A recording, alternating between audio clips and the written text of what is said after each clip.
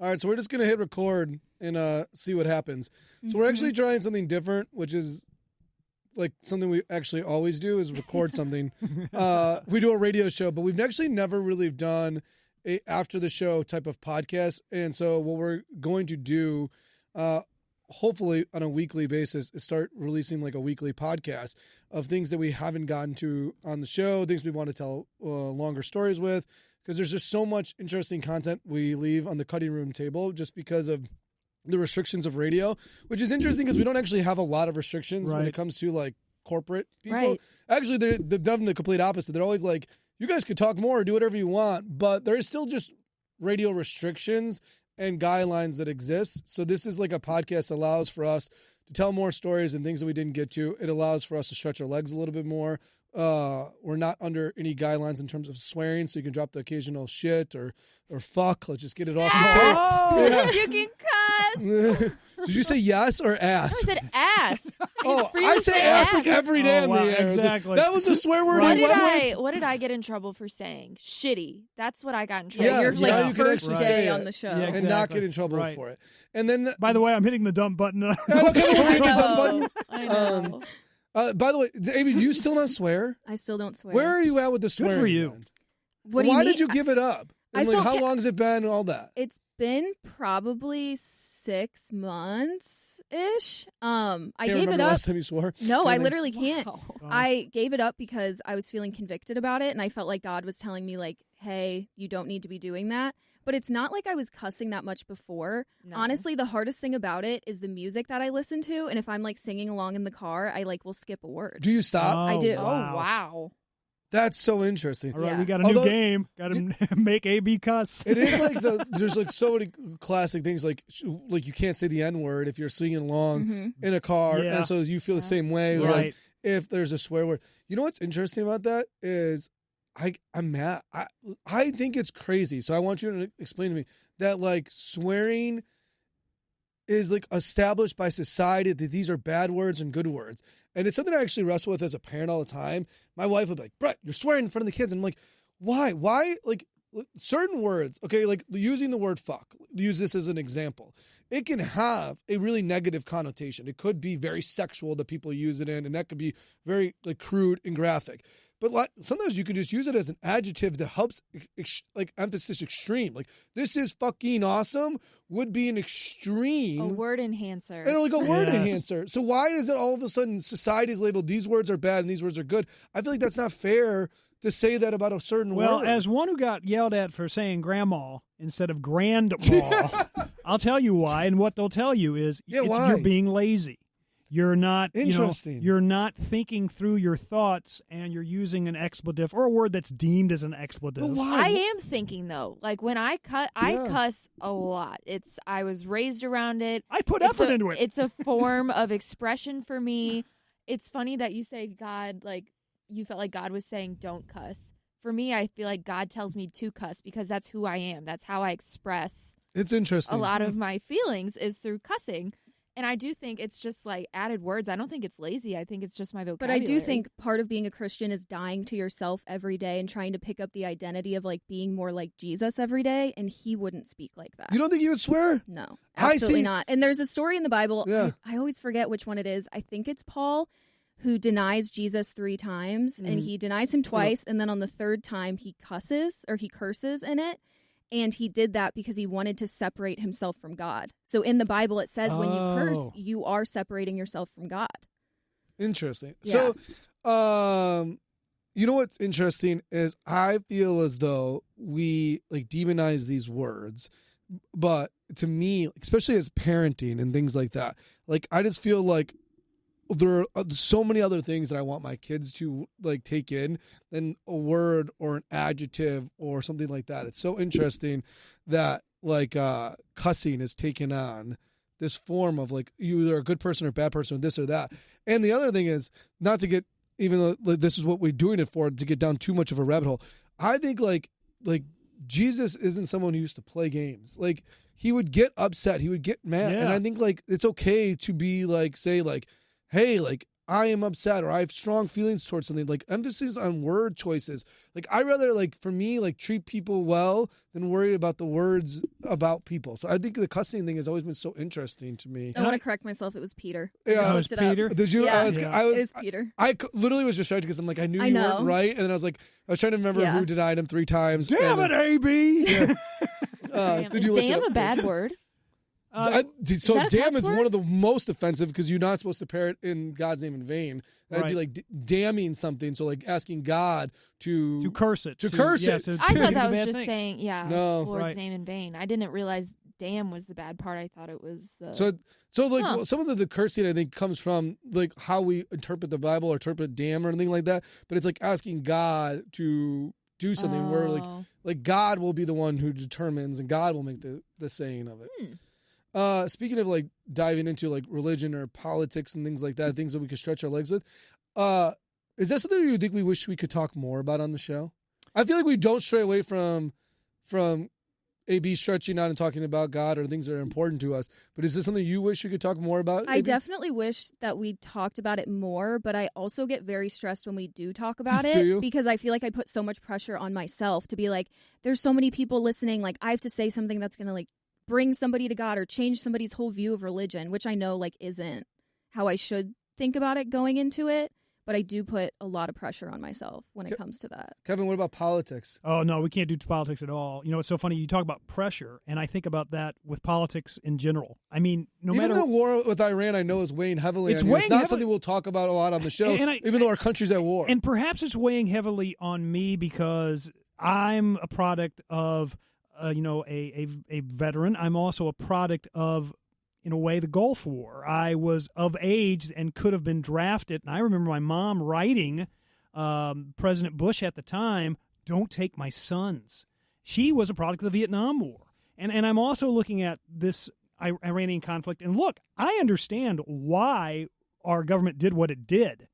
However, I don't know how we're going to get out of it in a peaceful manner. I also hate the fact that we are paying almost $1 more in gas than we did just a couple of days ago, and that doesn't seem to be, fixing itself. And the unfortunate thing is, to possibly fix this, we are going to have to put ground troops in. And I just hate that. I hate knowing people who are in the military that may have to go there and try to solve something in an area that is just known for conflagration. I do not know how we can ever get out of that conflagration, how we can ever solve the issues in the Middle East. I mean, hey, I wish we could. I also worry that sometimes this whole thing is a distraction. We've totally lost any interest in the Epstein files now or any interest in other things that our government has been hiding. And I don't know. I mean, and here again, that's why we don't talk politics, because we go off on tangents. But I do think those tangents, unfortunately, will alienate the audience. Yeah, one of the things I think we do a pretty good job of is being able to talk about things that are important to us and on our mind. But clearly, it's something that's been on Kevin's mind that we don't touch. And I think it's interesting. I am actually so grateful that we don't bring up politics on this show. I think for a lot of reasons. AB and I used to work down the hall on a political station for years, and when I say that was the most consuming thing ever, I think a great reason we don't is because exactly what Kevin just did. You asked him one question and he was out of breath explaining all these political things. I think for our show it just can't fit. And also I want people to listen to our show. They're on their way to work. I want them to obviously listen to what we say, but be lightly impacted, not drained out by all this political stuff. And as someone who's a on-air personality, I don't care what I say, what I do. Somebody will hate and despise me if we even open up the mic political, because either I wouldn't know all the information, I would say something that someone disagreed with, no matter what, it would just be hateful. So I'm really glad we don't do it. Yeah, and I totally agree. The worst part about it is it used to not matter if you were a Republican or a Democrat. You say the words President Donald Trump, automatically people turn the station. Yeah. Regardless of anything, because it is such a polarizing, our politics have become so divisive. And the worst part about it is you only got 2 teams to root for. You only got the Republicans and the Democrats. So you're kind of screwed and stuck on a team that maybe you don't agree with 100% of the time, but that's who I got to go with. Oh, man, and then they start bad-mouthing them, and then you're like, well, that's my team. It's just an unfortunate thing that I'm really glad we don't talk politics. I just the unfortunate thing is politics gets us into some other problems, and that problem is a war right now in Iraq. I just think getting hit with politics first thing in the morning would really ruin my day. Like, I genuinely it ruins my day to even like think about it. I know. I just like starting with the negativity and the polarization of everything. I just like I can't do that first thing. One of the reasons is not less about the negativity for me.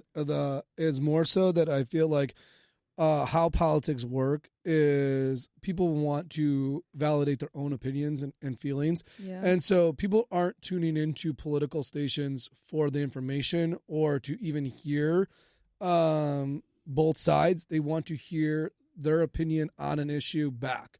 And so it's like a sounding board. Yeah. Yeah. Well, they want.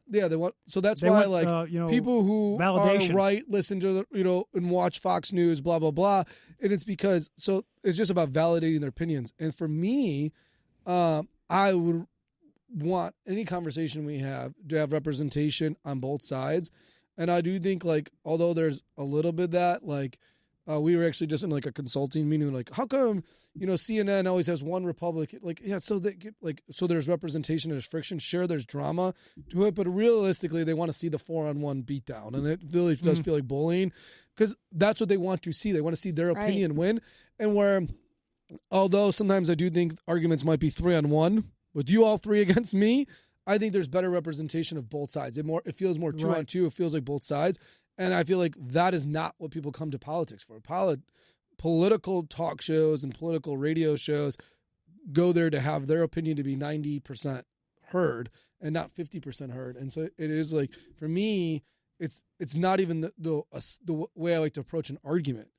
Isn't how I would approach politics. Right, and it used to be teamwork. And, you kind of see, unfortunately, with politics, without a teamwork ability, nothing gets done. We're stuck in the same ruts over and over again. So you have to do things like executive orders to get things done, but then people step back and go, wait, can you do those things? And then when you're told you can't do those things, then somebody else steps in and says, well, I'm going to keep doing them until this, and there's time limits and these weird things. And it's just like, look, I liked back in the day where it did not matter if you were a Republican or a Democrat. Didn't care, and that's why we don't really share our political opinions on the show, because once you find out, they're like, nope, sorry, I can't listen to you anymore. Well, at least they write that on our text line. We saw a little bit of it with the U.S. men's hockey team when they got the phone call from President Trump and were invited to the White House, and he made a side remark like, oh, I'm going to also have to invite the women's team, and the guys snickered and laughed. And I had made some comments about how I really felt like people were being unfair to those guys. And we got several people saying they were never going to listen to the show again because they felt like I took a side. I just felt like I had been in those types of situations before that those guys were in, where you don't know where you're supposed to speak up.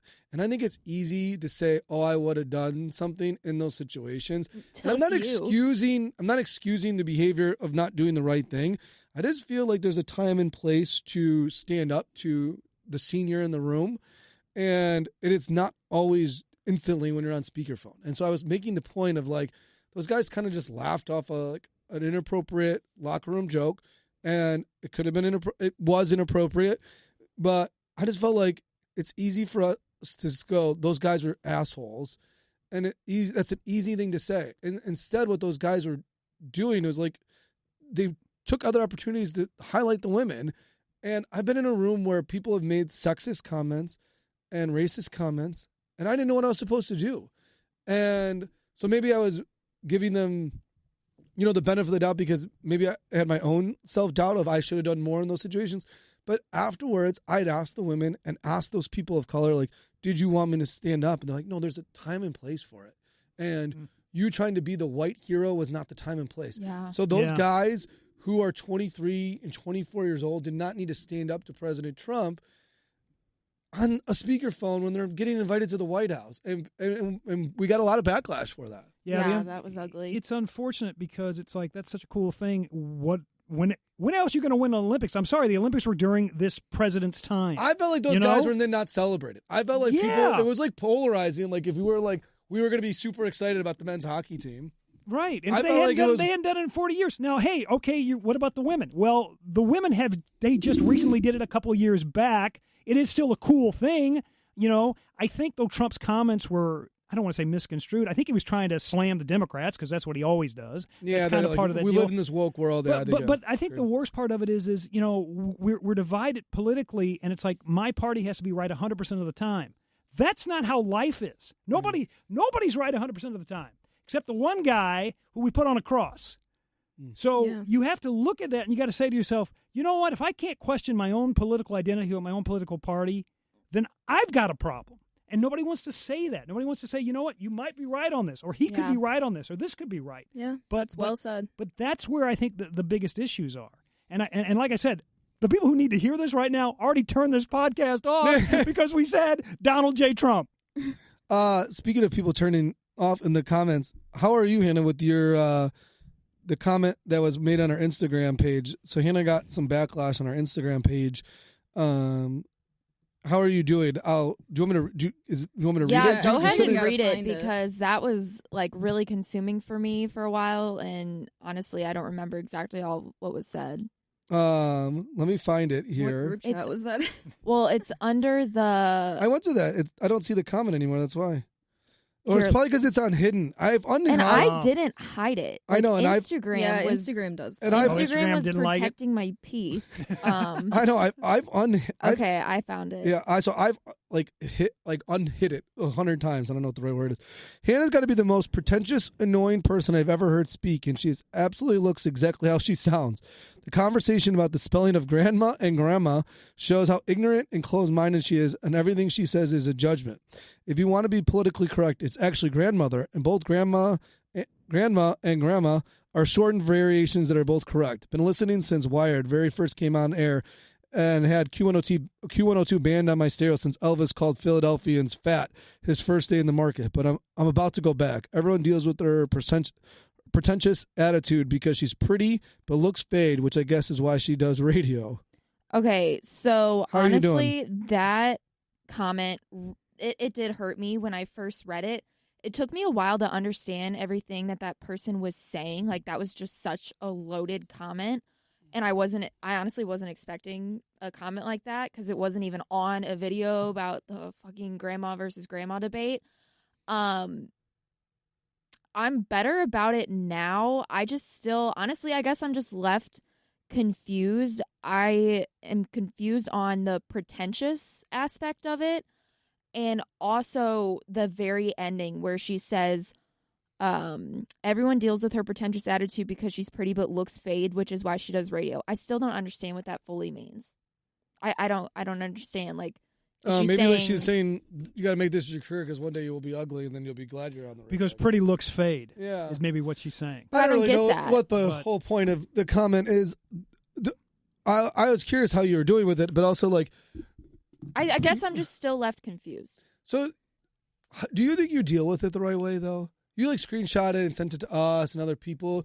I feel like you got to get to a point like when Kevin told me that people were like mad about the U.S. hockey thing, and that's why I kind of almost paired them together. I wanted to talk about them. Is like I didn't even look back at those texts. Like you can't give them the power over you. But you're still like you have way more years on it than me. So I think with those years, it's easier said than done. I think nobody likes being told something, but you don't do well with it because what you want to immediately do is try to explain to them, right, and say, hey, look, what's going on? I do a radio show. Sometimes sometimes I over exaggerate things, but at the same time, what do you mean by this? I think I've grown in the fact that I feel like if this would have happened like 2 years ago, I would have replied probably pretty quickly to the person and tried to explain myself or explain like, radio is supposed to have like my job is to share my judgment. I probably would have tried to explain it to them. But now, fast forward, I didn't explain it to them because I don't think that they deserve my explanation. I did what I did, and I don't think it was wrong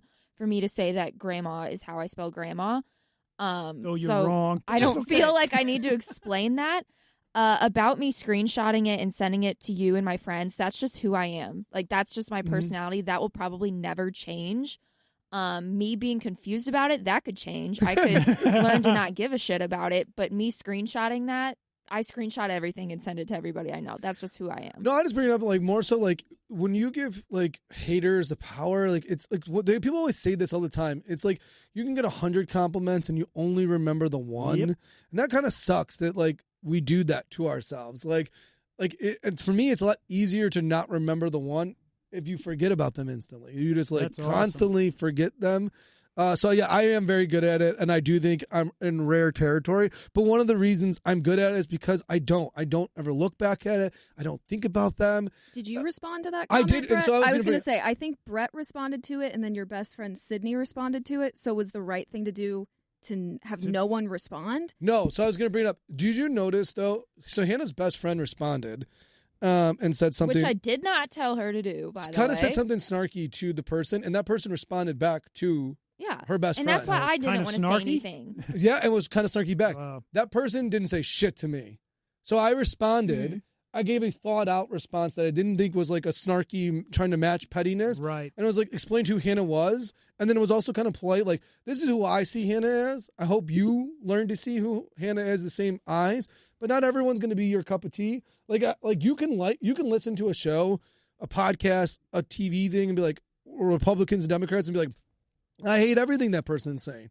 And then you can give them the benefit of the doubt, and you could still not agree with them.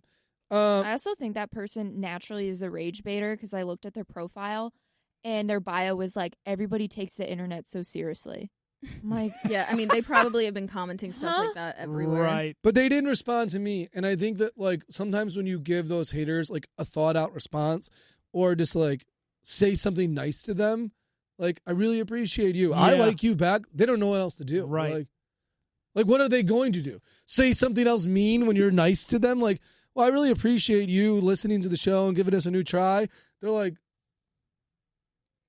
okay. But then, like, if, like, when your friend said something, they're like, I'll go back at you. Right. They love that, and they do. They love honestly, it. They love though, like the rage bait. They do. I'm love surprised it. they still didn't respond to you I was a because little bit with surprised. these people, you can't really rationalize No. anything Oh, with that's a them good point, because you're right. obviously what they said is just like ignorant and stupid and whatever.